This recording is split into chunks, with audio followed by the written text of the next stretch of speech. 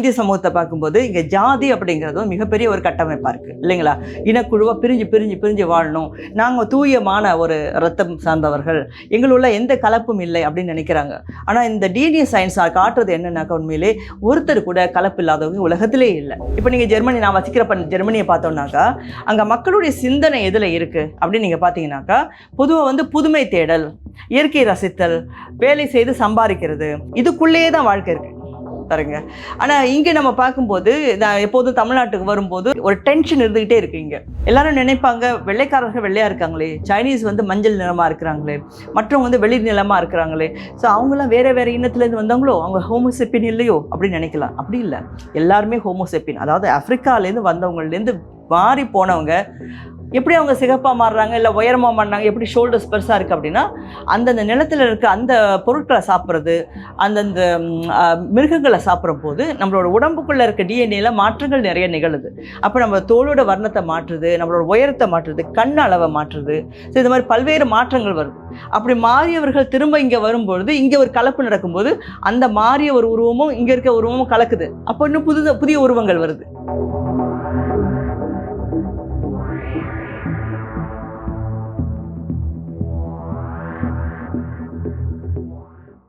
நீங்கள் இப்போ மதுரையில் அந்த மரபணு ஆய்வு வேர்களை தேடின்னு ஒரு நிகழ்ச்சி ஒழுங்கு பண்ணியிருந்தீங்க.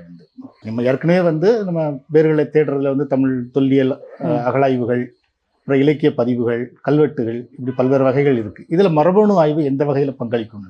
தமிழருடைய வரலாறு அப்படிங்கிற போது கடந்த 20 ஆண்டுகளில் நம்ம பார்த்தோம்னாக்கா, தமிழ்நாட்டிலும் கூட இந்த தொல்லியல் அப்படிங்கிற விஷயத்துக்கு மிகப்பெரிய ஒரு ஆர்வம் வந்திருக்கதை பார்க்குறோம். ஏன்னா கீழடி இப்போ 2013-14 தொடங்கின பிறகு இங்கே தொல்லியல் வகையில் வரலாற்றை கொண்டு வர முடியும், வரலாற்றுக்கு சான்று காட்ட முடியும். அதாவது இலக்கியங்கள் நம்ம சொன்ன விஷயங்கள் இருக்குது இல்லைங்களா, சங்கத்தமிழ் இலக்கியங்கள் சொன்ன விஷயங்களுக்கு இது ஒரு சான்று காட்ட முடிகிற அளவுக்கு பல விஷயங்கள் நமக்கு கிடைக்குது. அதாவது மக்களுடைய வாழ்வியல் முறையெல்லாம் நமக்கு கிடைக்குது. ஆக இது தமிழுடைய தொன்மை. இப்போ தமிழோட தொன்மை எழுத்துரு அப்படின்னு நம்ம சொல்லும்போது ஏறக்குறைய கிமு 600க்கு இப்போ நமக்கு கார்பன் டேட்டிங் வழியாக நமக்கு அது சாட்சியாக கொடுக்கப்பட்டிருக்கு. ஆனாலும் கூட தமிழின் தொன்மை இன்னும் கூட போகும், நிச்சயம் போகும். ஏன்னா நம்மளுடைய அகழாய்வுகள் இப்போதான் வேகம் பிடிச்சிருக்கு. ஆக இவை எல்லாமே நம்ம பார்த்தோம்னாக்கா, இலக்கியங்கள்னா ஒரு 7500 ஆண்டுகள், இப்போ தொல்லியல்னாக்கா ஏறக்குறைய ஒரு 2600-700 ஆண்டுகள், இல்லாட்டி 3500 ஆண்டுகள் வரைக்கும் போகுது. ஆனால் இப்போ தமிழர்கள் அப்படிங்கிறன்னு பார்க்கும்பொழுது அந்த இனம் எவ்வளவு பழமையானதாக இருக்கலாம் அப்படிங்கிற ஒரு சிந்தனை நமக்கெல்லாம் இருக்கு. எப்போதுமே எல்லாரும் என்ன சொல்லிட்டு இருக்கோம், அந்த கல் தோன்றி மண் தோன்றா காலத்தே தோன்றிய மூத்த குடி அப்படிங்கிற ஒரு வாக்கியத்தை நம்ம வச்சுட்டே இருக்கோம். ஆனால் சொன்னாலும் இந்த சொற்களை நம்ம எந்த அளவுக்கு அறிவியல் பூர்வமாக சொல்றோம் அப்படிங்கிற தேவை இருக்கு இல்லைங்களா? மனிதர்கள் எல்லாரும் தோன்றியது எப்படி அப்படிங்கிறது நமக்கு அந்த பரிணாம வளர்ச்சி, டார்வினோட தியரி அறிவியல் பூர்வமாக நமக்கு விளக்கி இருக்கு. அது மட்டும் இல்லாமல் பல்வேறு வகையான இடப்பெயர்வுகள், மனித குலம், மனித அந்த இனம் அப்படிங்கிறது எப்படி ஒரு இடத்துலேருந்து ஒரு இடத்து நகர்ந்துச்சு அப்படிங்கிற விஷயத்தை பற்றிய சயின்ஸ்லாம் கடந்த 50 ஆண்டுகளாக நிறைய வந்துட்டு இருந்தாலும் தமிழ் சிந்தனைக்குள்ளே வந்திருக்கா அப்படிங்கிறது பெரிய கேள்வி. ஆனால் இப்போ டாக்டர் பிச்சையப்பன் அப்படிங்கிற பேராசிரியர், மதுரை காமராஜர் பல்கலைக்கழகத்தில் இருந்தவர், அவர் தொடர்ச்சியாக அந்த மரபணு ஆய்வு செய்து கொண்டே இருந்தார் நீண்ட காலமாக. அப்போ அந்த கடந்த 10 ஆண்டுகள் காலகட்டத்தில் அவருக்கு அவர் எடுத்த ஏறக்குறைய ஒரு 2 லட்சம் சாம்பிள்ஸ், அந்த பல சாம்பிள்ஸில் அவருக்கு இந்த M130 அப்படிங்கிற மியூட்டேட் பண்ணி வளரக்கூடிய அந்த மியூட்டேட் பண்ணி வரக்கூடிய அந்த ஜீன் பற்றிய தகவல்கள் அவருக்கு கிடைக்க ஆரம்பிச்சது. இது எப்படின்னாக்கா, ஒரு மரம் மாதிரி நம்ம வச்சுக்கலாம். ஒரு மரத்தை பார்த்தீங்கன்னா மரம் இருக்கும், வேர் இருக்கும், அதுலேருந்து ஒரு கிளைகள் வருது பார்த்தீங்களா? ஸோ அந்த மாதிரி என்ன ஆகுதுன்னா, மனித குலத்துக்கு அந்த பர்டிகுலர் ஒவ்வொரு உயிரினத்துக்கும் டிஎன்ஏஸ் தான் இருக்குது இல்லையா? நம்ம உடம்புல டிஎன்ஏ இருக்குது. டிஎன்ஏ அப்படிங்கிற ஒரு அடிப்படையான ஒரு சூட்சுமமான ஒன்று இருக்குது. அது என்ன ஆகுதுனாக்கா, படிப்படியாக வெவ்வேறு நிலங்களுக்கு போகும்போது அந்தந்த இடத்துல அது மாறி மாறி மாறி மாறி மாற்றம் காணுது. அதை தான் அறிஞர்கள்லாம் என்ன செய்கிறாங்கனாக்கா, அதை கிளாசிஃபிகேஷன் சொல்லிட்டு பிரிக்கிறாங்க. அப்போ ABC அப்படின்னு வரும்போது அது இந்த ஆப்பிரிக்காவில் தோன்றிய அந்த ஹோமோசேப்பியன் அப்படிங்கிற அந்த மனித இனம் வெளியே சில காலங்கள் நகரும் போது அதுக்கு மாற்றங்கள் அந்த டிஎன்ஏல M130 அப்படிங்கிறது வருது. Sorry, C130. அதை அவர் இங்கே தமிழ்நாட்டில் விரும்மாண்டிகிட்ட அந்த கோடை பார்க்குறாரு. அது அவருக்கு மாற்றம் இல்லை, இன்னும் சில பேருக்கு கிடைச்சது. ஆனாலும் அவருக்கு நிறைய சாம்பிள்ஸ் எடுத்துட்டாரு. ஆனால் அவர் கண்முன்னே கிடைக்கிற ஒரே ஒரு சாம்பிளாக விரும்மாண்டி அவர்கள் தான் இருக்கிறாரு. மற்றவங்களாம் அவர் தேடி போய் கண்டுபிடிக்கணும் பாருங்க. ஸோ அந்த மாதிரி பார்த்தபோது அன்றைக்கு ஆப்பிரிக்காவில் ஏறக்குறைய ஒரு 60,000-65,000 ஆண்டுகளுக்கு முன்பு ஆப்பிரிக்கா விட்டு வெளியேறி வந்த அந்த ஒரு ஆப்பிரிக்க மக்களுடைய தொடர்ச்சி இங்கே இருக்குது அப்படிங்கிறத அவர் காண முடியுது பார்த்தீங்களா. ஸோ இந்த சயின்ஸை வந்து நம்ம வந்து மக்களிடம் கொண்டு சேர்க்க வேண்டும். இது எப்படி சொல்கிறீங்க வந்து, அதாவது இங்கே கிடைக்கிற டிஎன்ஏயும் ஆப்பிரிக்காவில் ஆரம்பத்தில் அந்த டிஎன்ஏயும் ஒத்துப்போகுது அப்படிங்கிற அடிப்படையில் இதை சொல்கிறீங்க? ஆமாம், அந்த ஒத்துப்போகுதுன்னு மாத்திரம் இல்லை, அதாவது இது உலகளாவிய அளவில் வந்து ஏற்றுக்கொள்ளப்பட்ட ஒரு தியரி என்னன்னாக்கா, மனித குலம், அதாவது இந்த ஹோமோசேப்பியன் அப்படின்னு சொல்கிற அந்த மனித குலம் அது வந்து தோன்றியது ஆப்பிரிக்காவில் அப்படிங்கிறது உலகம் முழுவதும் ஏற்றுக்கொள்ளப்பட்ட ஒன்று. ஆனால் இப்போ மனித குலம் இப்போ நம்ம கூட சொல்லுவோம், தமிழ்நாட்டில் அத்திரம்பாக்கத்தில் 17 லட்சத்து ஆண்டுகளுக்கு முன்பு மனிதர்கள் வாழ்ந்தார்கள் சொல்கிறாங்களே இல்லைங்களா அப்படிங்கிறாங்க. அப்புறம் வந்து ஐரோப்பாலெல்லாம் வந்து ஏறக்குறைய 5 லட்சம் ஆண்டுகளுக்கு முன்பு வந்து மனித குலம் வாழ்ந்ததுன்னு சொல்கிறாங்களே. அப்படின்னா மனித குலத்திலேயே வந்து வெவ்வேறு வகைகள் இருக்கு. ஸோ அதில் பார்த்தோம்னாக்கா ஹோமோ எரெக்டஸ்னு ஒன்று, இந்த சேப்பியன்ஸ் ஹோமோசேப்பியன் உருவாகிறதுக்கு முன்னாடியே மனித குலம் ஒன்று இருந்தது. இப்போ நீங்கள் குரங்குகள் இருக்கு இல்லையா, குரங்குகளே பல வெரைட்டி பார்க்குறோம் இல்லைங்களா, அந்த மாதிரி மனித இனம் அப்படிங்கிறதுலேயும் பல வேரியேஷன்ஸ் இருக்குது. அந்த பல வேரியேஷன்ஸில் அந்த ஹோமோ எரெக்டஸ் அப்படிங்கிறது அது இந்த பகுதிகளெலாம் சவுத் ஈஸ்ட் ஏஷியா, ஆசிய நாடுகள் இங்கெல்லாம் அது இருந்திருக்கு ஆரம்ப காலத்தில். அது வந்து அந்த கற்கருவிகள்லாம் பயன்படுத்தி அதோட எச்சங்கள் எல்லாம் விட்டுட்டு போயிருக்கு. அதற்கு பிறகு நியாண்டர்தால் அப்படின்னு நம்ம ஒன்று கேள்விப்பட்டிருப்போம். அது வந்து ஜெர்மனி பகுதியில், பெல்ஜியம், ஃப்ரான்ஸு, அப்புறம் வந்து அயர்லாந்து வரைக்கும் அப்படின்னு நம்ம அந்த இடத்துல அதோடைய சான்றுகளை, அதோட ஃபாசில்ஸை நம்ம பார்க்க முடியுது. ஸோ அந்த மாதிரி அது அப்புறம் எக்ஸ்டிங்க்ட் ஆகிடுது, அப்படின்னா இல்லாமலே போயிடுது. எப்படின்னாக்கா ஒரு சில இப்போ டைனோசார் பற்றி கேள்விப்படுறோம், அது வருது, இருந்ததுக்கான சான்றுகள் நமக்கு கிடச்சிருச்சு. ஆனால் இப்போ நம்மளால் பார்க்க முடியுமா? இல்லை. ஸோ அந்த மாதிரி தான் நியாண்டர்தால்லாம் இருந்து இல்லாமல் போயிடுச்சு, எரெக்டஸ்லாம் இருந்து இல்லாமல் போயிடுச்சு. அப்போ வந்து டினோசிஸ்னு ஒன்று, அது ஒன்று இருக்குது, மங்கோலியா பகுதி அந்த பகுதியெல்லாம் அது இருந்தது, அந்த மனிதமும் இல்லாமல் போயிடுச்சு. ஆனால் இவை எல்லாவற்றையும் மீறிட்டு இன்றைக்கு உலகெல்லாம் பரவி இருக்கிற ஒரு மனித இனம்னா ஹோமோசேப்பியன். அந்த ஹோமோசேப்பியன் தான் நாம. ஹோமோசேப்பியன்ஸ் மட்டும் தான் இருக்காங்க, வேற? ஆமாம், இப்போ ஹோமோசேப்பியன் மாத்திரம் தான் இருக்காங்க. ஆனால் ஹோமோசேப்பியனுக்குள்ள நம்ம நியாண்டர்தாலுடைய மரபணுக்களும் கொஞ்சம் கொஞ்சம் இருக்கு. ஏன்னா கலப்புகள் கலந்து நடந்திருக்கு. ஏன்னா இந்த கூட்டம் நகர்ந்து போகும்போது இனக்கலப்பு நடக்குது. அதே மாதிரி இங்கே வரும்போது இந்த டினோசிஸோட சில கலப்புகள் வந்திருக்கலாம், கொஞ்சம் கொஞ்சம் வந்திருக்கலாம். ஆனாலும் அவை முழுமையாக இல்லாமல் போயிடுச்சு. ஆனால் சேப்பியன்ஸ் மாத்திரம் அது வந்து தொடர்ச்சியாக வருது. ஹோமோசேப்பியன் சேப்பியன் அப்படின்னு சொல்லக்கூடியதான் இருக்குது. இப்போ இந்த ஹோமோசேப்பியன் சேப்பியன்கிற குழு தான் அது என்ன பண்ணுதுனாக்கா, ஆப்பிரிக்காவில் தோன்றி ஏறக்குறைய ஒரு 2 லட்சம் ஆண்டுகள் அங்கேயே இருந்தாலும் அங்கே உள்ள சூழல் அதுக்கு சரியாக இல்லாத சமயத்தில் அது வந்து நாடை விட்டு வெளியே போகுது. இப்போ நாமளே இருக்கோம், இப்போ உதாரணமாக நமக்கு ஒரு இடத்துல வாழ்ந்துட்டு இருக்கோம்னு வச்சுப்போமே, அந்த இடத்துல வந்து சண்டை நடந்துகிட்டே இருக்குது. நம்ம இருப்போமா? எல்லாரும் மூட்டையை கட்டிக்கிட்டு நம்ம பாட்டுக்கு வெளியே கிளம்பிடுவோம் இல்லைங்களா. ஸோ என்ன எடுத்துக்கிட்டு நான் மலேசியாவில் பிறந்து வெளிநாட்டில் படித்தாலும் திரும்ப நான் வந்து அது ஜெர்மனிக்கு போயிட்டேன். ஸோ அப்போ நம்ம வந்து படிப்புக்காக, வேலைக்காக, ஒரு வாழ்க்கை தரத்தை உயர்த்தணுங்கிறதுக்காக நம்ம ஒரு காரணத்துக்காக போகிறோம். அந்த மாதிரி மனித இனம், உயிரினமே என்ன செய்யும், அது நகர்ந்துக்கிட்டே இருக்கும். அப்போ அந்த மனித இனம் நகரும் போது அது என்ன செய்யுதுனாக்கா, அந்த ஹோமோசேப்பியன் ஒரு குழு வந்து ஏறக்குறைய ஒரு 90,000 ஆண்டுகளுக்கு முன்பு அது நேராக ஐரோப்பா நோக்கி போகுது. இன்னொரு குழு வந்து அது மங்கோலியா அந்த பக்கம் நோக்கி போகுது. இன்னொரு குழு இந்த ஈராக் அந்த நோக்கி போகுது. இன்னொரு குழு ஏறக்குறைய 65,000 ஆண்டுகள் காலவாக்கில் அது ஆசியாவில் இந்தியா பக்கம் வருது. அப்போ இந்தியா நோக்கி வர்றது என்ன பண்ணுதுனாக்கா, அங்கங்கே சில குழுக்கள் தங்கிடுது. அப்போ தங்கினாலும் சில குழுக்கள் என்ன பண்ணு, தொடர்ச்சியாக அந்த மலேசியா, இந்தோனேசியா அந்த பகுதியெல்லாம் போகுது. அந்த பகுதியெல்லாம் போயிட்டு பிறகு என்ன செய்யுது, ஒன்று வந்து ஆஸ்திரேலியாவில் போய் தங்கிடுது. ஏறக்குறைய 2 லட்சம் ஆண்டுகளாக இந்த ஹோமோசேப்பியன் அப்படிங்கிறது நல்லா தான் வாழ்ந்துட்டு இருக்கு. அது தன்னோட பரவலாக்கத்தை பெருசாக பண்ணிட்டு இருந்தாலும் அங்கே உள்ள சூழல் அதுக்கு சரியாக அமையலை. அப்படிங்கிற சமயத்தில் அது என்ன பண்ணுதுன்னா, இன்றைக்கு நம்ம பார்க்குற மாதிரி தான் ஒரு வாழ்க்கை வந்து நமக்கு வந்து சரிப்பட்டு வரலைனாக்கா நம்ம ஒரு மாற்றம் தேடி போகிறோம் இல்லையா. ஸோ அந்த மாதிரி இந்த இனக்குழு என்ன செய்யுதுனாக்கா, பல நாடுகளுக்கு வந்து பல பகுதிகளுக்கு, அதாவது இந்த உலகத்தில் பல பகுதிகளுக்கு அது நகர ஆரம்பிக்குது. அப்படி நகர்ந்ததோடைய சான்றுகள் எப்படி பார்க்குறோன்னா, ஏறக்குறைய ஒரு 90,000 ஆண்டுகளுக்கு வாக்கில் இப்போ ஐரோப்பா நோக்கி போகுது. பிறகு வந்து இன்றைக்கு நம்ம இந்த மிடில் ஈஸ்ட் கண்ட்ரிஸ் சொல்கிறோம் அந்த நோக்கி போகுது. பிறகு வந்து ரஷ்யா, இந்த உஸ்பெகிஸ்தான் இந்த நோக்கி எல்லாம் போகுது. அப்படியே வரும்போது ஒரு குழு மாத்திரம் இந்தியாவை நோக்கி ஒரு காலகட்டத்தில் வருது. அது 65,000 ஆண்டுகள் காலகட்டம் அது. ஸோ அதை வந்து ஏறக்குறைய 75ன்னு சில பேர் சொல்லுவாங்க. 75,000 ஆண்டுகள்லேருந்து 60,000 ஆண்டுகள் காலகட்டத்தில் அந்த ஒரு குழு வந்து அந்த பக்கத்தை இந்தியா நோக்கி வருகின்றது. இப்போ இந்தியா நோக்கி வருகின்ற இந்தியாவிலே வந்து ஒரு இடத்துல நிற்கலை, அது தொடர்ச்சியாக அது போகுது. ஏன்னா எங்கேயெல்லாம் அதுக்கு வளமான பகுதிகள் கிடைக்குமோ அங்கே ஒரு செட்டில்மெண்ட் அது பண்ணிடும். அதுக்கு பிறகு தொடர்ச்சியாக வந்துட்டே வந்து பிறகு தென்முனைக்கு வந்து திரும்பவும் அதோட நகர்வு அப்படி மலேசிய தீவுகள், பர்மா அந்த மாதிரி பகுதிகளுக்கெல்லாம் போய் பிறகு வந்து இந்தோனேஷியா அந்த பகுதிக்கு வந்து ஆஸ்திரேலியா வரைக்கும் போயிடுது. ஏன் ஆஸ்திரேலியா நம்ம சொல்கிறோம்னாக்கா, அறிஞர்கள் சொல்கிறாங்கன்னா, இங்கே நமக்கு வந்து கிடைக்கிற அந்த M130ங்கிறது ஆப்பிரிக்காவில் கிடைக்கிற 130யோ இல்லை மற்ற DNA கூட நமக்கு இந்த ஆஸ்திரேலியாவிலே கிடைக்கிறது. அப்படின்னா அந்த நகர்வோட காலகட்டத்தை நம்மளால கணிக்க முடியுது ஏறக்குறைய அவங்களுக்கு. ஸோ ஒரு குழு ஒரு 5 குழுக்கள் தங்கிடுறாங்க வச்சுப்போமே, ஒரு 7 குழுக்கள் நகர்றாங்க. அப்போ அந்த 7 குழுக்கள் அங்கே இருக்கும்போது அவங்களுக்கு ஏதோ ஒரு பிரச்சனை வருது, அவங்க திருப்தியாக இல்லாதனால அவங்க இன்னொரு இடத்துக்கு நகர்றாங்க, வேற ஒரு பெட்டர் லைஃப்பை தேடி போகிற மாதிரியே அவங்க போயிட்டே இருக்காங்க பாருங்க. ஸோ இதுதான் இந்த இனக்குழுவுடைய மாற்றம் அப்படின்னு நம்ம பார்க்குறோம். இந்த வகையில் வந்த இனக்குழு தான் ஒவ்வொரு இடத்துல அப்படியே பெருசாக பரவி பிறகு விவசாயம் வந்து, பிறகு நாகரிகம்னு வந்து, அதற்கு பிறகு இப்போ பார்த்தோம்னா இன்றைக்கு நாம இருக்கும். இந்த டிஎன்ஏ வந்து இது தாய் வழியில பாக்குறாங்களா, தந்தை வழியில பாக்குறாங்க? இல்ல, இது தாய் வழியும் பார்ப்பாங்க, தந்தை வழியும் பார்ப்பாங்க, 2 வகையும் பார்ப்பாங்க. ஆனா இந்த விருமாண்டிக்கு நம்ம பார்த்தது தந்தை வழியானது. M130 வந்து அவருடைய அப்பாலேருந்து அப்புறம் அடுத்த அவரோட மகனுக்கு அப்படின்னு வரலாம். ஆனா இதுவே கூட அவரு அடுத்த சந்ததிக்கு வருமாங்கிறது ஒரு கேள்வி.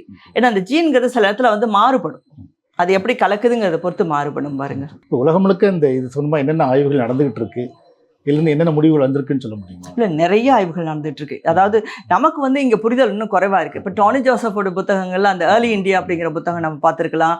அப்போ யுவால் இது மாதிரி அவருடைய புத்தகம் நம்ம சேப்பியன் அந்த புத்தகம்லாம் படிச்சிருப்போம் நிச்சயமா. இதெல்லாம் இப்போ லாஸ்ட் ஒரு 5 ஆண்டுகளில் ஒரு பெரிய சென்சேஷன் நமக்குள்ளே எழுப்பின ஒரு நூலாக இருக்குது பார்த்தீங்களா. இது 2 தான் நமக்கு தெரியுது, ஆனால் இன்னும் நிறைய நூல்கள்லாம் வந்துட்டு இருக்கு. அந்த மாதிரி நூல்கள் வழியாக வந்து இந்த செய்திகள்லாம் எளிய மக்களுக்கு கொடுக்கப்படுது. ஏன்னா சயின்டிஃபிக் லேப்ல வந்து லெபார்டரியில என்னென்ன மாதிரியான டெஸ்ட் பண்றாங்க அப்படிங்கிறது அறிக்கைகளாக ஆய்வறிஞர்கள் மத்தியில் இருக்கும். ஆனாலும் கூட இப்போ வந்து பொதுமக்களுக்கும் இந்த மாதிரியான விஷயங்கள் எல்லாம் ஆர்வம் இருக்கு. அப்படிங்கிறதுனால இப்போ மேற்குலகத்தில் பார்த்தீங்கன்னாக்கா இந்த மாதிரி விஷயங்களை தெரிந்து கொள்றத மக்களுக்கு ரொம்ப விருப்பம் இருக்கு. என்னுடைய ஒரிஜின் என்ன அப்படிங்கிறது. இப்போ இன்றைக்கு கூட நீங்க வந்து நான் வந்து என்னுடைய ஒரு ஏறக்குறைய ஒரு 20 சந்ததிக்கு முன்னாடி என்னுடைய பாடியில் என்னோட டிஎன்ஏல எந்த கலப்பு இருக்குது, நான் நேரக்குறைய எங்கேருந்து வந்திருக்கலாம் அப்படிங்கிறத நீங்கள் தெரிஞ்சுக்கணும். தாராளமாக இப்போ செய்யலாம். உங்களோட உடம்பின் சலைவா இல்லாட்டி உங்கள் முடி அதை வந்து நீங்கள் அனுப்புனீங்கன்னா சில ஏஜென்சிஸ் இருக்காங்க, அவங்க வந்து சொல்லுவாங்க நான் 10 தலைமுறைக்கு எங்களால் பண்ணித்தர முடியும், இல்லாட்டி 20 தலைமுறைக்கு பண்ணித்தர முடியும், இல்லாட்டி வந்து உங்களுக்கு வந்து ஏறக்குறைய ஒரு 2000 இயர்ஸ்க்கு வரைக்கும் பண்ணித்தர முடியும் அப்படிலாம் சொல்லுவாங்க. ஸோ அந்த மாதிரியான இதெல்லாம் வந்து ஃபெசிலிட்டிஸ்லாம் இப்போ வந்துருச்சு. இப்போ உலகளாவிய அளவில் இருக்குது. அப்போ நீங்கள் அதை வச்சு நீங்கள் தெரிஞ்சுக்கலாம். ஓகே, நீங்கள் இந்த ஈரான்லேருந்து வந்திருக்கீங்களா, உங்களோட ancestors ஈரான்லேருந்து வந்தவங்களா, ஈரான்லேருந்து வந்தவங்களோட தமிழ்நாட்டில் இருந்தவங்களோட கலந்துருக்கலாம், மங்கோலியாவிலேருந்து வந்தவங்களோட இங்கே உள்ளவங்களோட கலந்துருக்கலாம் இல்லைங்களா. ஸோ அதே மாதிரி ரஷ்யாவிலேருந்து வந்த ஒரு மனித இனத்தோடையும் இங்கே இருந்த ஒரு மனித இனத்தோடையும் கலந்துருக்கலாம். இல்லை அங்கேருந்து வந்தவர்களே இங்கே தங்கியிருந்து ஒரு மாற்றங்கள் படிப்படியாக கூட வந்திருக்கலாம். ஸோ இந்த மாதிரி எங்கேருந்து நம்ம ஒரிஜினேட் பண்ணோம் அப்படிங்கிற விஷயத்த வந்து நம்ம அறிஞ்சிக்கிறதுக்கு இது உதவுது. ஆனால் இந்த தெளிவு ஏற்படும் போது என்னை பொறுத்த வரைக்கும் என்ன, இந்திய சமூகத்தில் ஒரு பெரிய மாற்றம் ஏற்படும் நான் நினைக்கிறேன். அது எப்படின்னா, இங்கே வந்து நமக்கு வந்து இந்திய சமூகத்தை பார்க்கும்போது இங்கே ஜாதி அப்படிங்கிறதும் மிகப்பெரிய ஒரு கட்டமைப்பாக இருக்குது இல்லைங்களா. இனக்குழுவாக பிரிஞ்சு வாழணும், நாங்கள் தூயமான ஒரு ரத்தம் சார்ந்தவர்கள், எங்களுள்ள எந்த கலப்பும் இல்லை அப்படின்னு நினைக்கிறாங்க. ஆனால் இந்த டிஎன்ஏ சயின்ஸ் காட்டுறது என்னன்னாக்கா, உண்மையிலே ஒருத்தர் கூட கலப்பு இல்லாதவங்க உலகத்திலே இல்லை. எந்த ஒரு தனி மனிதனுமே கலப்பு என்பது இல்லாமல் இல்லை அப்படிங்கிறது தான் இந்த டிஎன்ஏ சயின்ஸ் நமக்கு காட்டுது. ஸோ இதை வந்து உள்வாங்கிக்கிட்டாங்கன்னாக்கா இவங்க கட்டமைத்து வச்சிருக்கிற இந்த சனாதன தர்மமோ அல்லது ஒருவர் மேலே கீழே அது அப்படிங்கிற ஒன்றோ, இல்லை வந்து சாதாரண மக்களிடையே இந்த இடைசாதிகள்னு சொல்கிறோமே அவங்கள்ட்ட இருக்கிற இந்த வெறித்தனமான பிடிமானம் இருக்குது பார்த்தீங்களா, அது கூட கரைஞ்சி உடஞ்சிடும். வேற வழி இல்லை. ஏன்னா யாருமே வந்து ஒரு தூய ரத்தம் அப்படிங்கிறதே இல்லை. எல்லோருமே எல்லா நிலத்தின் கலப்போட கலந்தவங்கள் தான். இதுக்கான ஒரே சான்று நம்ம உடம்புல ஓடிக்கொண்டிருக்கின்ற ரத்தம் நம்ம டிஎன்ஏ தான். இதுதான் ஒரு சான்றாகவே இருக்கு. அதனால தான் இந்த அறிவியலை வந்து மக்களிடம் கொண்டு சென்று சேர்த்தால் நமக்கு இருக்கிற பல பிரச்சனைகளுக்கு ஒரு தீர்வு ஏற்படும். இந்த மக்களிடையே இப்போ நான் தூரத்துலேருந்து நான் பார்க்கும்போது உலக நாடுகள் எல்லாவற்றிலுமே வந்து தொழில் சார்ந்து மக்களை பிரிக்கிறது அப்படிங்கிற ஒரு செயல்பாடு இருந்தது. ஆனால் நாகரிகம் வர வர, அறிவியல் வர வர மக்கள் என்ன ஆனாங்கனாக்கா, இந்த விழிப்புணர்வு வந்த பிறகு அதெல்லாம் விட்டுட்டு மக்கள் வந்து வளர்ச்சியை நோக்கியே போகிறாங்க. இப்போ நீங்கள் நான் வசிக்கிற ஜெர்மனியை பார்த்தோம்னாக்கா, அங்கே மக்களுடைய சிந்தனை எதில் இருக்குது அப்படின்னு நீங்கள் பார்த்தீங்கன்னாக்கா, பொதுவாக வந்து புதுமை தேடல், இயற்கை ரசித்தல், வேலை செய்து சம்பாதிக்கிறது, அதுக்கு பிறகு வந்து ஓய்வு நேரம் கிடைச்சாக்கா புது ஊர்களுக்கு சென்று புதிய விஷயங்களை தெரிந்து கொள்வது, அப்புறம் வந்து என்டர்டெயின்மெண்ட், டான்ஸு, பாட்டு, சினிமா, நல்ல உணவு, இதுக்குள்ளேயே தான் வாழ்க்கை இருக்குது பாருங்க. ஆனால் இங்கே நம்ம பார்க்கும்போது, நான் எப்போதும் தமிழ்நாட்டுக்கு வரும்போது அந்த சூழலை நான் உன்னிப்பாக கவனிப்பேன். மக்களுடைய வார்த்தைகள், மக்களுடைய செயல்பாடுகள் எல்லாம் கவனிப்பேன். இது எல்லாமே என்ன பண்ணுதுன்னா, தன்னை தனிச்சு கொள்வதற்கான ஒரு செயல்பாட்டோடய இது இயங்கிக்கிட்டே இருக்குது. ஒரு டென்ஷன் இருந்துக்கிட்டே இருக்குது இங்கே இல்லைங்களா. ஸோ நான் ஒரு தனிக்குழு, இப்போ திருமணம்னு ஒன்று பண்ணோன்னா எங்கள் ஜாதிக்குள்ளே ஒரு பொண்ணை பார்த்துக்கிறோம் அப்படிங்கிற ஒன்று நடக்கும். அப்படி இல்லைனாக்கா இப்போ திருவிழாக்குனாக்கா இது எங்கள் குலத்தோடைய திருவிழா என்னமோ 60,000-70,000 ஆண்டுகளுக்கு முன்போ இல்லாட்டி 1,00,000 ஆண்டுகளுக்கு முன்னாடியே வந்த திருவிழா மாதிரி இவங்க பேசுவாங்க. இது கூட வந்து கடந்த ஒரு 500 ஆண்டுகளுக்கு முன்னாடி உருவாக்கப்பட்ட ஒன்றா இருக்கலாம் இல்லைங்களா? ஸோ இந்த மாதிரியான பல மூட நம்பிக்கைகளை இதை தகர்த்து உடைக்கக்கூடிய ஒரு பெரிய வாய்ப்பு இருக்கு. அறிவியல் தான் மக்களுடைய மூடத்தனத்தை நீக்கக்கூடிய ஒரே ஒன்று. அப்போ அறிவியலில் வந்து கொண்டு போய் நம்ம மக்களிடம் கொண்டு போய் சேர்ப்போம். தொல்லியலோட அறிவியலும் சேர்க்கும்போது வரலாறு சரியாக புரிந்து கொள்ள முடியும். விருமாண்டி அவரோட ரூட் வந்து ஆப்பிரிக்காலேருந்து வந்ததுன்னு சொன்னீங்க. இதை மாதிரி தமிழ்நாட்டில் முழுக்க இந்தியா முழுக்க வேற எங்கெங்கிருந்து வந்த டிஎன்ஏக்கள் கிடைச்சிருக்குன்னு சொல்ல முடியுமா? இது வந்து அறிஞர்கள் சொல்றதுதான் சரியா இருக்கும். ஏன்னா நான் அந்த ஃபீல்டில் உள்ள ஒரு சயின்டிஸ்ட் இல்லை. ஆனால் உலகத்தில் இருக்க பல்வேறு பகுதிகளில் இங்கே வந்திருக்கு அப்படிங்கிறதுக்கு பல சான்றுகள் நமக்கு தொல்லியல்லே கிடைச்சிருக்கு. உதாரணமாக ஆதிச்சநல்லூரில் நிகழ்த்தப்பட்ட அகழாய்வு இருக்கு இல்லையா? அதாவது முதல்ல யாகோரோட வந்து இந்த 19th century late 19th century நடந்தது. பிறகு டாக்டர் அலெக்சாண்டர் ரியா அவர் வந்து 1903 to 1904 அவர் வந்து நிகழ்த்தினார். 1910 வந்து அவரோட அறிக்கை கொடுத்தார். அப்போ பார்த்தீங்கன்னா அவர் கண்டுபிடித்த மண்டை ஓடுகளை வந்து அவர் வந்து அனலைஸ் பண்ண போது அந்த பகுதியில் கிடைத்த மண்டை ஓடுகளில் வந்து மங்கோலாய்ட் இருக்கு, அப்புறம் வந்து ஆஸ்திரேலியாவிலேருந்து வந்தது இருக்கு, பல்வேறு பகுதிகளிலேருந்து வந்த மண்டை ஓடுகளை அங்கே வந்து பார்த்துருக்காரு. அப்படின்னாக்கா என்ன அர்த்தம்னாக்கா அங்கேருந்து பல்வேறு நாடுகள்லேருந்து மக்கள் இங்கே வந்திருக்கிறாங்க, வந்தவங்க இங்கே வாழ்ந்துருக்குறாங்க, வாழ்ந்தவங்க சும்மா இருந்திருக்க மாட்டாங்க, திருமணம் பண்ணியிருப்பாங்க இல்லைங்க. அதை தான் நம்ம பார்க்குறோம். இப்போ அதாவது முன்றைய வாழ்க்கையை உணர்ந்துக்கணும்னா இன்றைய வாழ்க்கையை நம்ம படிக்கணும். இப்போ உதாரணமாக நான்லாம் வந்து வெளிநாட்டுக்கு போகிறேன்னு வச்சுப்போமே, என்ன மாதிரி இன்னொருத்தவங்க வராங்க. இப்போ போகும்போது இப்போ நான் ஜெர்மனியில் இருக்கிறேன்னாக்கா ஜெர்மனியில் வந்து நான் ஜெர்மானியை கல்யாணம் பண்ணிட்டு பிறகு வந்து ஜெர்மனியில் குழந்தைகளை வைத்துட்டு அப்படியே போனப்போ ஒரு ஜெனரேஷன் வருது இல்லைங்களா? அப்படி நடக்கலாம். அது இல்லாட்டினாக்கா வந்து இப்போ ஜப்பான்லேருந்து ஒருத்தவங்க இங்கே ஒரு பெண் இங்கே வராங்க, இங்கே உள்ள படிக்க வராங்க, ஒரு மனிதரை பார்க்குறாங்க, தமிழ் மனிதரை திருமணம் பண்ணிக்கிறாங்க, அவங்க குழந்தைகள் வருது. அப்போ ஜப்பான் டிஎன்ஏவும் தமிழ் டிஎன்ஏவும் கலக்குது இல்லைங்களா? ஏற்கனவே பாதி கலந்து இருக்கு, இப்போ இதோட இன்னும் கலப்பு வருது. ஆனால் இன்னொரு விஷயம் நம்ம பார்க்கணும். இந்த கலக்கும் பொழுது அதனால வந்து அந்த பர்டிகுலர் ஸ்பீஷீஸோடைய அந்த நிலைத்தன்மைங்கிறது கூடுது. இப்போ வந்து நீங்கள் நல்லா அந்த ஆய்வுகளை நீங்கள் பார்த்தீங்கன்னாக்கா ஒரு விஷயமும் சொல்லப்படுது. எந்த ஒரு குறிப்பிட்ட ஒரு இனக்குழுக்குள்ள எந்த ஒரு மாற்றமும் டிஎன்ஏ நிகழலைன்னா அது வீக் ஆகுது, அது வந்து சிதைஞ்சு போகுது. இப்போ நம்ம எல்லாம் சொல்லிக்கிறோம்ல, அந்த அகமணம் அப்படின்னு ஒன்று சொல்லுவோம் இல்லையா, ஒரே கூட்டத்துக்குள்ளேயே திருமணம் பண்ணிக்கொள்வது அப்படின்னு பார்க்கும்போது பல்வேறு வகையான வியாதிகளோ அல்லது வந்து அந்த ரீப்ரொடக்ஷன் பண்ணக்கூடிய வகையான ஒரு வாய்ப்பு இல்லாத ஒரு சூழ்நிலையோ அப்படியே படிப்படியாக வர்றதை நம்ம பார்க்க முடியும். ஸோ இந்த வகையிலையும் சரி அறிவியல் அப்படிங்கிறது வந்து மக்களுக்கு உதவுறதை நம்ம பார்க்க முடியும் பாருங்க. ஸோ அதான் இந்த எல்லா வகையிலும் பார்த்தாலும் இந்த தமிழ் மொழி ஆய்வு, வரலாற்று ஆய்வு, தொல்லியல் ஆய்வு, மரபணு ஆய்வு இதோடு சேர்த்து பார்க்கும்போது தான் தமிழர் வரலாற்றை நம்ம வந்து உணர்ந்து கொள்ள முடியும் சரியா. ஆனால் நம்ம வந்து நிறைய அகழாய்வுகள் செய்யறதில்ல. இப்போ நீங்கள் உதாரணமாக சொல்கிறேனே archaeology.org அப்படின்னு சொல்லிட்டு வலைப்பக்கம் இருக்குது. அதில் போய் நீங்கள் பார்த்தீங்கன்னா ஒவ்வொரு நாளும் உலகத்தின் பல இடங்களில் நடைபெறுகின்ற அகழாய்வு செய்திகள் பற்றிய விஷயங்கள் வந்துக்கிட்டே இருக்கும். அங்கெல்லாம் என்ன செய்வாங்கன்னா ஒரு அகழாய்வு செய்வாங்க, அந்த ஸ்பெசிமென்லாம் எடுத்து வச்சுக்குவாங்க, உடனே அவங்களோட பல்கலைக்கழகத்தில் இருக்கிறதுல வந்து ஃபாசில்லாம் கொடுத்து உடனே கார்பன் டேட்டிங் செய்திருவாங்க. அடுத்த 2 வாரத்தில் வந்து ஒரு கமிட்டி போட்டு அவங்க எல்லா வேலையும் செஞ்சு முடிச்சு 3வது வாரத்தில் பப்ளிஷ் பண்ணிடுவாங்க. நமக்கு தமிழ்நாட்டை பொறுத்த வரைக்கும் இப்போ நான் சொன்ன இந்த archaeology.org மாதிரி அந்த பகுதியில் நீங்கள் பக்கத்தில் பார்த்தீங்கன்னா அவ்வளவு செய்திகள் வருது. அப்போ வந்து அயல் நாடுகளில் வந்து நடைபெற தொல்லியல் அகழாய்வு உடனுக்குடன் அவை வந்து ஆராய்வு செய்யப்பட்டு உடனுக்குடன் வந்து அதோட பத்திரிகையில் அதோட செய்திகள் வெளிவரப்படுகின்றன.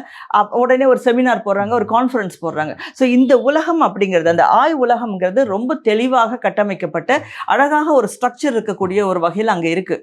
இப்போ நம்ம சூழலில் அது ரொம்ப ரொம்ப குறைவாக இருக்குது. நமக்கு வந்து இப்போதான் அது சூடு பிடிக்க ஆரம்பிச்சிருக்காம நினைக்கிறேன். ஏன்னா நம்ம பொறுத்த வரைக்கும் இன்றைக்கு நமக்கு கீழடி அருங்காட்சியகம் வந்திருக்குது, என்னை போன்றவர்களும் ரொம்ப பெரிய ஒரு சந்தோஷம். அதுக்கு வந்து அரசுக்கு நம்ம நிச்சயமாக நன்றி சொல்லணும். ஏன்னா ஒரு சைட் மியூசியம்ங்கிறது வேணுமான்னு கேள்வி கேட்டவங்க நிறைய பேர் இருக்காங்க. இப்போ தமிழ்நாடு மாதிரி ஒரு அருமையான ஒரு இடத்துக்குள்ள வந்து சைட் மியூசியம், அதாவது அகழாய்வு செய்கிற இடத்துல சைட் மியூசியம் கண்டிப்பாக இருக்கணும். ஸோ அதுக்கே ஒரு பெரிய ஒரு டிஸ்கஷன் நடந்துச்சு. ஆனால் அதெல்லாம் நிவர்த்தி செஞ்சுட்டு இப்போ வந்து அவ்வளோ அழகான ஒரு மியூசியம் பண்ணியிருக்காங்க. இது தொடரும். ஸோ என்னுடைய செய்தியாக கூட நான் போட்டிருந்தேன், அதாவது கொடுமணல்லையோ மற்ற பூம்புகாரில் இது அழகன் குளம் எல்லா இடத்துலையும் வந்து சைட் மியூசியம் வேணும் அப்படின்னு சொல்லிட்டு. ஸோ அந்த மாதிரி உடனுக்குடன் செய்யக்கூடிய வகையில் பிறகு வந்து இந்த கார்பன் டேட்டிங் செய்யக்கூடிய லெபார்டரிலாம் இருக்குல்ல, அது வந்து நம்ம தமிழ்நாட்டில் இருக்க பல பல்கலைக்கழகங்களை உருவாக்கலாம். மதுரை காமராஜர் பல்கலைக்கழகத்தில் அவங்க உருவாக்கியிருக்கிறாங்க.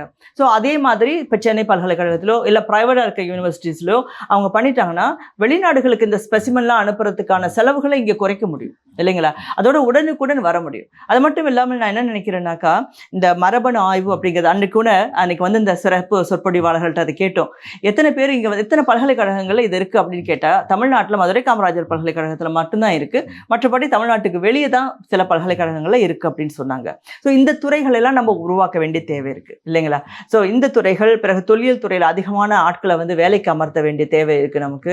நிறைய தொல்லியல் அகழாய்வுகள், குறிப்பா கடற்கரை ஓரத்துல துறைமுக பட்டணங்கள்லாம் இருக்கு பார்த்தீங்களா? இப்போ நாகப்பட்டினம், பூம்புகார் பகுதி, காரைக்கால், நாகூர், இங்க எல்லாம் அகழாய்வுகள். அதை தவிர்த்து அந்த மேற்கு தொடர்ச்சி மலை. ஏன்னா பண்டைய மனிதர் இனம் வந்து மலைப்பகுதியில் அந்த குகைகள்லாம் இருக்குல்ல, அதுக்குள்ளதான் வந்து தங்கி இருக்கும். ஸோ அதோட ஃபாசில்ஸ் நமக்கு நிச்சயமா கிடைக்கும். ஸோ அதை தோண்டி எடுத்து நம்ம வந்து தேடி எடுத்து நம்ம ஆய்வு செய்வதன் மூலமா இன்னும் இந்த 60,000 இந்த M130ங்கிறதுக்கு மேலேயே கூட நம்மளால கண்டுபிடிக்க முடியும் அப்படிங்கிறத வந்து நம்ம சொல்லலாம். இப்போ நீங்க வந்து அந்த குழுவா போய் அந்த விரும்மாண்டியை மீட் பண்ணியிருக்கீங்க வந்து, அது எப்படி இருந்தது அந்த அனுபவம்? அந்த அனுபவம் ரொம்ப நல்லா இருந்தது. ஏன்னா அவங்க வந்து இப்போ உதாரணமா திரு வருமாண்டி எடுத்துக்கிட்டாக்கா, அவர் வந்து ஒரு படித்த ஒரு கம்ப்யூட்டர் சயின்ஸ் ஃபீல்டில் இருக்கிற ஒரு என்ஜினியர் அவர். ஸோ அவரை வந்து எல்லாருமே வந்து காட்டு மனிதரோன்னு கூட ஆரம்பத்தில் நினைச்சிருக்கிறாங்க. ஏன்னா அந்த செய்திகள் வந்த பொழுது அதான் அந்த தாயார் வந்து அவங்களுடைய அம்மாவை வந்து ரொம்ப பேர் வந்து அந்த கிராமத்தில் வந்து தவறாக கூட பேசியிருக்காங்க. ஓ, ஆப்பிரிக்க கலப்போ, இந்த பையனோட அப்பா வந்து ஆப்பிரிக்காக்காரரோ அப்படிங்கிற மாதிரி பேசியிருக்கிறாங்க பிறகு. ஸோ அந்த வேதனையெல்லாம் அவங்க வந்து சொன்னாங்க. ஏன்னா மக்களுக்கு அறியாமை இல்லாததுனால. அப்ப இன்னொரு விஷயம் என்ன ஒண்ணு வருதுன்னா, மக்களுக்கு ஆப்பிரிக்காலேருந்து வந்தவங்களா நம்ம, அப்படியா, அப்போ வந்து நம்ம அவ்வளோ தரமான ஆட்கள் இல்லையோ அப்படிங்கிற மாதிரியான ஒரு எண்ணமும் இருக்கு. இதே மாதிரி நீங்கள் வந்து அமெரிக்காலேருந்து வந்தீங்க அப்படின்னு சொன்னோன்னா அது வேற மாதிரியான ஒரு கொடுக்கலாம். ஸோ இந்த மாதிரி ஒரு கலவையான பல உளவியல் பிரச்சனைகள் அந்த இடத்துல நடந்ததுங்கிறதெல்லாம் எங்கள்கிட்ட சொன்னாங்க. அப்பயும் வந்து பேசும்போது கடைசியாக அன்னைக்கு மறுநாள் நிகழ்ச்சியில் பேசும்போது விரும்மாண்டிட்ட வந்து ஒரு கேள்வி வந்தது. நீங்கள் வந்து ஏன்னா அந்த பகுதி வந்து ஒரு குறிப்பிட்ட சாதி அமைப்பு ரொம்பவும் உறுதியாக இருக்கிற ஒரு சாதி அமைப்பு. அவங்க வாழ்கிற அந்த உசிலம்பட்டி கிராமம், அந்த ஜோதி மாணிக்கம்ங்கிற பகுதி முழுமையாவே ஒரு பர்டிகுலர் ஜாதி மட்டுமே அவங்க உறுதியா வாழ்றாங்க. அப்ப அவங்கள்ட்ட கேட்டப்போ, நீங்க இந்த சமூகத்தை சார்ந்த மனிதர் தான் உங்களை அடையாளப்படுத்திக்க விரும்புறீங்களா, இல்லை எப்படி நீங்க அவங்கள பாக்குறீங்கன்னு ஒரு கேள்வி வந்தப்போ அவர் சொன்னாரு, உலகத்துல இருக்க எல்லோருமே என்னுடைய சகோதரர்களாக தான் நான் பார்க்குறேன் அப்படிங்கிற சொன்னார். அப்போ அந்த கல்வி தான் அவருக்கு அந்த தெளிவு கொடுத்துருக்கு. அதே கிராமத்தில் உள்ள இன்னொருத்தட்டு கேட்டால் அவர் அந்த பதிலை சொல்ல மாட்டார் இல்லைங்களா? ஆக கிராமத்தில் கல்வி இப்போ நிறைய போயிருக்கு. அந்த இடத்துல வந்து புதிய இந்த இளம் தலைமுறை 80 வயதில் உள்ளவங்கெல்லாம் வந்து அந்த அறிவியலை எடுத்துக்கொண்டு அறிவியல் பறிவோடு பார்க்குற ஒரு சூழ்நிலைக்கு வந்திருக்கிறாங்க. ஆக இந்த மாதிரி கலவையான ஒரு சூழல் தான் அந்த கிராமம் இருக்கு. ஆனாலும் இப்போ நாங்கள் வந்து என்ன நினைக்கிறோன்னா, அந்த கிராமத்தில் இந்த விஷயம் நடந்திருக்கிறதுனால அங்கே ஒரு அருங்காட்சியகம் ஒன்று செய்யலாம். அதாவது மரபணு ஆய்வுகள் அப்படிங்கிறத பற்றியும் ஒரு தெளிவுபடுத்துறதுக்கும், இந்த ஆய்வுகள் எப்படி நிகழ்த்தப்பட்டன அப்படிங்கிற விஷயத்தெல்லாம் தெளிவுபடுத்தக்கூடிய வகையில் ஒரு சிறிய அருங்காட்சியகம் ஒன்று தாராளமாக வந்து அரசு ஒன்றை உருவாக்க வேண்டும் அப்படிங்கிறது தான் நான் தனிப்பட்ட வகையில் விரும்புகிறேன். அந்த மாதிரி செய்யும்போது மக்கள் உசிலம்பட்டிக்கு போகும்போது, ஏன்னா உசிலம்பட்டி நான் என்னோட இந்த பயணத்தில் நிறைய பார்த்தேன். பழமையான பாறை ஓவியங்கள்ல நிறைய விஷயங்கள் இருக்குது. டூரிசம் வந்து ஃப்ளாரிஷ் பண்ணுறதுக்கு ரொம்ப முக்கியமான ஒரு இடமா உசிலம்பட்டியை சொல்லலாம். ஸோ அந்த வகையில் விரும்மாண்டி தொடர்பான இந்த அதாவது ஆப்பிரிக்காலேருந்து இடம்பெயர்ந்த மனிதர்களுக்குள்ள தொடர்பு, தமிழர்களுக்கு உள்ள தொடர்பு பற்றி தாராளமாக நம்ம வந்து ஒரு அருங்காட்சி செய்யலாம். அப்புறம் இன்னொரு விஷயத்த சொல்லிடுறேன் தொடர்பா. எல்லாரும் நினைப்பாங்க, வெள்ளைக்காரர்கள் வெள்ளையா இருக்காங்களே, சைனீஸ் வந்து மஞ்சள் நிறமா இருக்கிறாங்களே, மற்றவங்க வந்து வெளிர் நிலமா இருக்கிறாங்களே, ஸோ அவங்களாம் வேற இனத்துலேருந்து வந்தவங்களோ, அவங்க ஹோமோசெப்பின் இல்லையோ அப்படின்னு நினைக்கலாம். அப்படி இல்லை, எல்லாருமே ஹோமோசெப்பின். அதாவது ஆப்பிரிக்காலேருந்து வந்தவங்கலேருந்து மாறி போனவங்க. எப்படி அவங்க சிகப்பாக மாறுறாங்க, இல்லை உயரமாக மாறினாங்க, எப்படி ஷோல்டர்ஸ் பெருசாக இருக்குது அப்படின்னா, அந்தந்த நிலத்தில் இருக்க அந்த பொருட்களை சாப்பிட்றது, அந்தந்த மிருகங்களை சாப்பிடும் போது நம்மளோட உடம்புக்குள்ளே இருக்க டிஎன்ஏல மாற்றங்கள் நிறைய நிகழுது. அப்போ நம்ம தோளோட வர்ணத்தை மாற்றுது, நம்மளோட உயரத்தை மாற்றுது, கண் அளவை மாற்றுது. ஸோ இந்த மாதிரி பல்வேறு மாற்றங்கள் வருது. அப்படி மாறியவர்கள் திரும்ப இங்கே வரும்பொழுது, இங்கே ஒரு கலப்பு நடக்கும்போது அந்த மாறிய ஒரு உருவமும் இங்கே இருக்க உருவமும் கலக்குது. அப்போ இன்னும் புதிய உருவங்கள் வருது இல்லைங்களா? ஸோ அதையும் நம்ம வந்து புரிஞ்சு கொள்ளணும். ஸோ அப்போ நீங்கள் அந்த கிராமத்தில் உள்ளவங்க வந்து அவர் வந்து ஆப்பிரிக்காலேருந்து வந்தவன்னு சொன்னப்போ, மற்றவங்கெல்லாம் வந்து வெளியிருந்து வந்திருந்தா கூட ஆப்பிரிக்காலேருந்து அந்த நாட்டுக்கு போய் அப்புறம் அங்கிருந்து இங்கே வந்தவங்க தான் அப்படிதான் எடுத்துக்கணும். அது இல்லை, அந்த கிராமத்தில் நம்ம சொல்ல முடியாது. அந்த கிராமத்தை சொல்லலாம், பொதுவாக சொல்கிறேன். பொதுவாக நம்மளோட ரூட்டுங்கிறது வந்து வேற எங்கேருந்து வந்திருந்தா கூட நிச்சயமா கடைசியாக அது ஆப்பிரிக்காவில் தான் நிற்கும். கடைசியாக ஆப்பிரிக்கா தான். நீங்கள் எங்கெங்கே போனாலும் சரி, கடைசியாக நமக்கு போய் நிற்கிறது ஆப்பிரிக்கா தான். இந்த ஆப்பிரிக்காலேருந்து மட்டும்தான் அது வெளியாகுது. இந்த மனித இனம் ஹோமோசேப்பியன் வெளியாகுது. வெளியாகி பல இடங்களுக்கு போகுது. பல இடங்களில் உள்ளவங்க வந்து கலக்குறாங்க. பல்வேறு போர் காலங்கள் அது நிகழும் இல்லைங்களா? அந்த கலவை நடக்கும்போது மாற்றங்கள் வரும்போது பல்வேறு வகையான மாற்றங்கள் நம்ம பார்க்கலாம். இதை நம்ம ஒரு சயின்டிஃபிக்கான ஒரு அப்ரோச்சோட நம்ம பார்க்கலாம். இப்போ இந்த கம்போடியா, லாவோஸ், வியட்நாம், அப்புறம் தாய்லாந்து, மலேசியாவில் சில பகுதி, இந்த மலாய் மக்கள், இவங்களோட முகம்லாம் ஏன் ஒரு மாதிரியா இருக்கு? அவங்கள பார்த்தீங்கன்னா சைனீஸ் மக்களோட முகமும் இந்திய மக்களோட முகமும் கலந்தா எப்படி இருக்கும், அந்த ஒரு பார்வையில் ஒன்று இருக்கும். அப்போ இதுதான் இந்த கலப்புலேருந்து வருது. எப்படி இது வருது அப்படின்னு நம்ம பார்க்கும்போது இந்த கலவையாக தான். இப்போ ஐரோப்பியர்கள்லாம் பார்த்தீங்கன்னா எல்லாரும் இங்கேருந்து பார்க்கும்போது எல்லாரும் வெள்ளைக்காரன்பா அப்படின்னு சொல்லிடுவோம். இப்போ நீங்கள் ஐரோப்பாவில் இருந்து பார்த்தா உங்களால் இப்போ நானும் 20 வருஷமா இப்போ ஜெர்மனியில் இருக்கேன், 20 வருஷம் மேலே. அப்போ எனக்கு வந்து ஒரு ஒயிட் மேனை பார்த்தோன்னா இவர் வந்து பெல்ஜியனா இல்லை டச்சா இல்லை வந்து பிரிட்டிஷா இல்லை ஜெர்மனா இல்லை வந்து ஃப்ரெஞ்சா அப்படின்னு என்னால் கண்டுபிடிக்க முடியும். புரியுங்க. ஆனாலும் கூட எனக்கு இன்னும் ஈஸ்ட் யூரோப்பியன் கண்ட்ரிஸ் உள்ளவங்கள கண்டுபிடிக்கல சிரமம் இருக்குது. எந்த கண்ட்ரிஸ் வந்தவங்களா இருப்பாங்க. அப்போ நமக்கு நாளாக அதை கண்டுபிடிக்க முடியும். சின்ன வேரியேஷன்ஸ். ஏன்னா அவங்க அதுக்குள்ள ஒரு ஐசோலேட்டட் ஆயிரும் போது ஒரு ஒரு குறிப்பிட்ட தன்மை உடல் ஒரு தோற்றம் ஒன்று அவங்களுக்கு ஒன்று வரதை நம்ம பார்க்க முடியும் பாருங்க. ஆனால் எல்லாருமே ஹோமோசெப்பியன் தான். மரபணு ஆய்வை பொறுத்த வரைக்கும் இப்போ உலக லெவலில் என்ன நடந்துகிட்டு இருக்கு, அதில் தமிழ்நாடு எந்த இடத்துல இருக்குன்னு சொல்ல முடியும்? நம்ம இன்னும் எந்த அளவுக்கு முன்னேறணும்? இல்லை, அறிவியல் அப்படின்னு பார்க்கும்போது நம்ம வந்து லெபார்டரி இல்லாட்டி வந்து இன்ஸ்டிடியூஷன்ஸில் வந்து இந்த ஆய்வுகள்லாம் நிறையவே நடந்துட்டு இருக்கு, இல்லைன்னு சொல்ல முடியாது. ஆனால் மக்களை வந்து சேர்ந்துருக்கா அப்படிங்கிறது தான் கேள்வி. ஆனாலும் இந்த டிஎன்ஏ சயின்ஸ் அப்படிங்கிறது இன்னும் விரிவாக்கப்பட்டோம். இப்போ மேலை நாடுகளோட நம்ம வந்து ஒப்பிட்டு பார்க்கும்போது, அமெரிக்காவோட எல்லாம் ஒப்பிட்டு பார்க்கும்போது அவர்களுடைய இதெல்லாம் வந்து மிகப்பெரிய அளவில் சோதனைகளோட எண்ணிக்கை அதிகமாக இருக்குது. நிறைய சாம்பிள்ஸ் வச்சு அவங்க பண்ணிகிட்டே இருக்கிறாங்க. நமக்கு வந்து அச்சமும் இருக்குது. இந்த சாம்பிள்ஸ் பண்ணுறதுக்காக நீங்கள் உங்களுடைய பிளட் சாம்பிள்ஸ் தர முடியுமா, இல்லாட்டி வந்து உங்களுடைய முடி தர முடியுமா அப்படின்லாம் கேட்டோம்னாக்கா பயந்துடுறாங்க மக்கள். ஓ, என்னுடைய பூர்வீகத்தை நீ அறிஞ்சிருவியோ அப்படிங்கிற ஒரு பயம் ஒன்று இருக்குது. இதுக்கெல்லாம் பயப்படவே கூடாது. நம்ம எல்லாரும் மனசில் தெளிவாக தெரிஞ்சிடணும். நம்ம விரும்புகிறோமோ இல்லையோ 2 லட்சம் ஆண்டுகளுக்கு முன்பு தோன்றிய இந்த ஆப்பிரிக்காவில் தோன்றிய ஒரு ஆப்பிரிக்க மனிதர், ஒரு பாட்டி, தாத்தா, அவங்க தான் நம்மளுடைய பூர்வீகம். அவ்வளோதான், நம்ம வேறு யாரும் இல்லை. அதை மட்டும் நம்ம முடிவு பண்ணிக்கிட்டோம்னாக்கா அதுக்கப்புறம் நமக்கு இந்த பயம் தேவையில்லை. ஸோ இந்த அச்சமும் ஒன்று இருக்குது. அரசுகளுடைய செயல்பாடுகள் தான் ரொம்ப முக்கியம், அதுவும் தேவையாக இருக்குது நமக்கு. இது மாதிரி பல்கலைக்கழகங்களில் வந்து இந்த மாதிரியான அறிவியல் துறையை உருவாக்கணும் அப்படிங்கிற வகையில் வந்து கல்வித்துறை இயங்க வேண்டும். அது நடந்துச்சுனாக்கா நமக்கு நிச்சயமாக நமக்கு நிறைய சாம்பிள்ஸ் எடுக்கலாம். இப்போ ஜெர்மனி எடுத்துக்கிட்டோம்னாக்கா, ஜெர்மனி எனக்கு பல வகையில் வந்து பல விஷயங்களை புதிய பார்வை எனக்கு கொடுத்துருக்கு. அதாவது நம்ம வந்து இங்கே தாய் தெய்வ வழிபாடெல்லாம் இங்கே நம்ம சொல்கிறோம் இல்லையா, மாரியம்மன், காளியம்மன், அங்காள பரமேஸ்வரி அப்படிலாம் கொண்டு செய்கிறோம். ஆனால் பண்டைய மனிதர்கள் தாய் வந்து வழிபாடு செய்தல் அப்படிங்கிறது உலகளாவிய அளவில் இருந்திருக்கு. இப்போ வந்து இப்போ ஜெர்மனிலாம் வந்து ஒரு கிறிஸ்துவ கத்தோலிக்கா இல்லாட்டி புரொட்டஸ்டன்ட் நாடாக மாறினாலும் கூட இன்னும் வந்து இப்போ அஃப்கோர்ஸ் அந்த கிறிஸ்டியானிட்டியில் கூட வந்து மேரி மாதா வழிபாடு அப்படிங்கிறது இருக்குது. ஆனாலும் கூட பண்டைய வழிபாடை வந்து காணக்கூடிய வகையில் சின்னங்கள்லாம் அங்கே ஜெர்மனியில் கிடைக்கிது. இப்போ உலகத்திலேயே மிக பழமையான தாய் தெய்வம்னா அது ஜெர்மனியில் தான் கிடைச்சிது.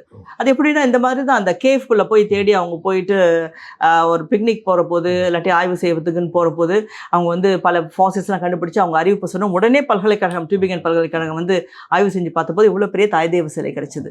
அதை பார்த்தோன்னா 42,000 ஆண்டுகள் பழமையானது அப்படிங்கிறது தெரிஞ்சுது. ஸோ அதே போல் நியாண்டர்தாலோடைய டிஎன்ஏ அந்த லிக்விட் ஃபார்மில் இருக்கிறது, அதெல்லாம் வந்து நியாண்டர்தால் மியூசியம் அப்படின்னு சொல்லிட்டு ஜெர்மனியில் இருக்குது. அது வந்து ஒரு ஏறக்குறைய ஒரு 16 எலும்புக்கூடுகள், நியாண்டர்தால் மனிதர்களுடைய எலும்புக்கூடுகள் ஒரு இடத்துல கிடச்சிது. அதை அப்படியே எடுத்து பாதுகாத்து வச்சுருக்கிறாங்க. அதில் இருக்க சாம்பிள்ஸ் எக்ஸ்ட்ராக்ட் பண்ணி, டிஎன்ஏ சாம்பிள்ஸ் எக்ஸ்ட்ராக்ட் பண்ணி அதை வச்சுருக்கிறாங்க. ஆய்வுகள் நடத்தப்படுது. இப்போ உங்களுக்கு நினைவு இருக்குன்னு நினைக்கிறேன், அதாவது டார்வினுடைய ஆய்வுக்கு வந்து ஒரு நியாண்டர்தால் மனிதனுடைய மண்டை ஓட்டை வந்து கிப்ரால்டார்லேருந்து தான் கொண்டு வந்தாங்க. அவர் வந்து அதை தான் ஆய்வு செய்தார். கிப்ரால்டாரில் வந்து கிடைச்சது. அது ஸ்பெயினுக்கு கீழே இருக்கிற ஒரு தீவு அது ஜிப்ரால்டார்ன்ட்டு. இப்போ வந்து பிரிட்டனுக்கு கீழே, பிரிட்டனோட ஆட்சியில் இருக்குது. ஸோ அங்கே உள்ள மண்டைத்தோடை கொண்டு வந்து அவர்கிட்ட கொடுத்து அவர் ஆட்சி செய்த போது அது இப்போ வந்து பிரிட்டிஷ் லைப்ரரியில் இருக்குது அந்த கிப்ரால்டார் மனிதன் அப்படின்னு. அதுவும் வந்து இந்த நியாண்டர்தால் மனிதனை வட்டி காமிச்சது. இதெல்லாம் விட எனக்கு வந்து பெரிய ஆச்சரியம், இருக்கிற பகுதியில், நான் லியோன்பர்க்கில் இருக்கிறேன் ஜெர்மனியில். அங்கேருந்து ஏறக்குறைய 32 கிலோமீட்டர் தூரத்தில் வந்து ஸ்டைன்ஹைம் அப்படின்னு சொல்லிட்டு ஒரு ஊர் இருக்குது. அங்கே அகழாய்வு செய்த போது இந்த நியாண்டர்தால், தியோனிசிஸ், அப்புறம் வந்து எரெக்டஸ், ஹோமோசெப்பியன், இது எதுவுமே இல்லாத புது வகை ஒன்று கிடச்சிது. அது பேர் ஹோமோஸ்டைம்ஹைம்னிஸ் அப்படின்னு வச்சுருக்கிறாங்க அதுக்கு. ஸோ அது ஒரு பெண் உடல். ஸோ பெண் இனம், பெண் உடல். அதை வந்து எப்படி இருக்கும்னு இப்போ இருக்கிற அறிவியலை கொண்டு அவங்க என்ன செய்திருக்கிறாங்கன்னா, இந்த தோற்றம் எப்படி தான் இருக்கும் அப்படிங்கிறத செஞ்சு அதை ஒரு வேக்ஸில் செஞ்சும் வச்சுருக்கிறாங்க. அந்த எலும்பு கூடுகளை பத்திரமா வச்சுருக்கிறாங்க. ஆக நீங்கள் பாருங்கள், அறிவியல் நமக்கு புதுமையை காட்டிகிட்டு இருக்கு. நம்மலாம் என்னென்னவோ செய்கிறோம். இப்போ நீங்கள் ஒரு நிமிஷம் நிதானிச்சு பாருங்களேன். நமக்கு இன்றைக்கி காலையில் எழுந்திரிச்சோன்னா இதை செய்யணும், அதை செய்யணும், அதை செய்யணும் ஓடிட்டே இருக்கிறோம். ஆனால் நம்ம யார் அப்படின்னு நம்ம யோசிச்சு பார்க்குறப்போ நம்ம மாதிரியே பல இனங்கள் வந்து மனித இனங்களே இருந்திருக்கு போருக்கு. நம்ம சொல்கிறோம் குருவியில் தான் இவ்வளோ இனம் இருக்குது, குரங்குல தான் அவ்வளோ இனம் இருக்குது, நாயில் தான் அவ்வளோ இனம் இருக்குன்னு. அது மட்டும் இல்லை, மனிதர்களே அவ்வளோ இனம் இருக்குது. அப்போ மனிதர்கள் இனம்ங்கிறப்ப நம்ம என்ன சொல்கிறோம், அது சீன இனம், இது ஜப்பான் இனம். அப்படி இல்லை, ஹோமோசேப்பியன் தான் நம்ம. இப்போ உலகத்துல நம்ம பார்க்குற எல்லாரும் ஹோமோசிப்பியன், ஆனா இதை தவிர்த்து மற்ற 2-3 இனங்கள், ஒரு 7-8 இனங்கள் இருந்திருக்கு அப்படிங்கிறத நம்ம தெரிஞ்சுக்கிற போது ஒரு அதிர்ச்சி, ஒரு ஆச்சரியம் வருது பார்த்தீங்களா? ஸோ அப்ப எனக்கு என்ன தோணுதுன்னா, ஜெர்மனியில எப்படி இவ்வளோ கிடைக்குது? அப்ப அகழாய்வு நிறைய நடக்குது. அப்ப இங்கே நம்ம அகழாய்வு செஞ்ச ஆழமான அகழாய்வு, அந்த மலை அடிவாரங்கள், குகைகளுக்குள்ள எல்லாம் செஞ்சோம்னாக்கா, தேடுதல் செஞ்சோம்னா நமக்கு நிறைய கிடைக்குமா கிடைக்காதுங்களா? கிடைக்கும் இல்லையா? ஸோ அந்த மாதிரியான ஒரு தேவை இருக்குங்கிறது தான் இந்த ஆச்சரியத்தரப்படத்தக்க இந்த செய்திகள்லாம் எனக்கு காட்டிக்கிட்டே இருக்குங்க. நன்றி. நன்றி.